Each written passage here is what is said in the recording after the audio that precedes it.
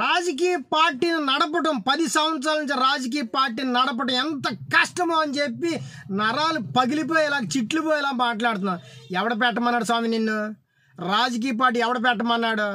నువ్వే ఉద్ధరిద్దామని వచ్చి జనసేన పార్టీ పెట్టావు. దానికి కుర్రోళ్ళు ఉర్రేతలు ఊగిపోయి నాలాంటి వాళ్ళు కూడా వచ్చి నీకు సపోర్ట్ చేయడం మొదలుపెట్టారు. కానీ నువ్వేం చేసావు? జనాల సమస్యలు పరిష్కరించాలా? జనాలతో ఎప్పుడు మమేకం అవ్వాలా? జనాల్ని వాళ్ళ కష్టాలు ఏమున్నాయి ఎప్పుడు ఏ రోజు తెలుసుకోవాలా? ఒక లారీ మీద వస్తావో ఏదో స్పీచ్ ఇస్తావు పోతావు.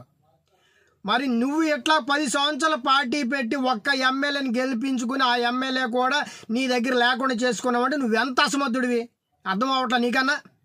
ఆనాటి ఎన్టీఆర్ గారు పార్టీ పెట్టిన 9 నెలల్లోనే అధికారం చేపట్టి ఆంధ్ర రాష్ట్రాన్ని ఏలేరు ఆయన.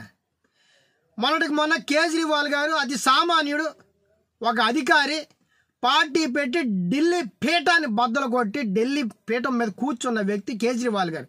నీలాగా ఫిలిం స్టార్ కాదు, నీలాగా రాజకీయ బ్యాక్గ్రౌండ్ లేదు, ఒక అతి సామాన్యుడు ఆయన. ఎట్లాగా? మీ అన్నయ్య కూడా 18 సీట్లు గెలుచుకున్నాడు కదా. నిబద్ధత ఉంటే రాజకీయం మీద నిబద్ధత, ప్రజలకి మేలు చేయాలన్నా నీకు ఏదో కన్సర్న్ ఉంటే తప్ప రాజకీయం చేయలేవు. జనాలు నిన్ను ఎత్తి మీద పెట్టుకోరు, మెప్పు పొందలేవు.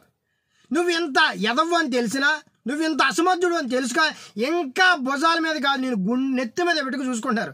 మళ్ళీ ఆ జనాల్ని నువ్వు తిడతావు వచ్చి, నన్ను 2 చోట్ల ఓడగొట్టారు, నా ఎంత బాధ ఉందో తెలుసు. ఎందుకు ఓడగొట్టరు? నువ్వు జనాల కోసం ఏం చేసావు? నువ్వు జనాల కోసం ఇది చేశానని చెప్పు. ఏమీ చేయవు, పౌడర్ వేసుకుని వచ్చి ఊగిపోతూ మాట్లాడుతూ మళ్ళీ నిన్ను నెత్తి మీద పెట్టుకున్నావు తిడతావు. నువ్వు నిన్ను ఎవడో ప్రశ్నించకూడదు, ప్రశ్నిస్తే వైఎస్ఆర్సీపీ కోవట్లు అంటావు నువ్వు. ఇది నీ పద్ధతి. నిన్నెవడా మోసేది? ఇంకా నిన్నెవడో అందలం ఎక్కించేది?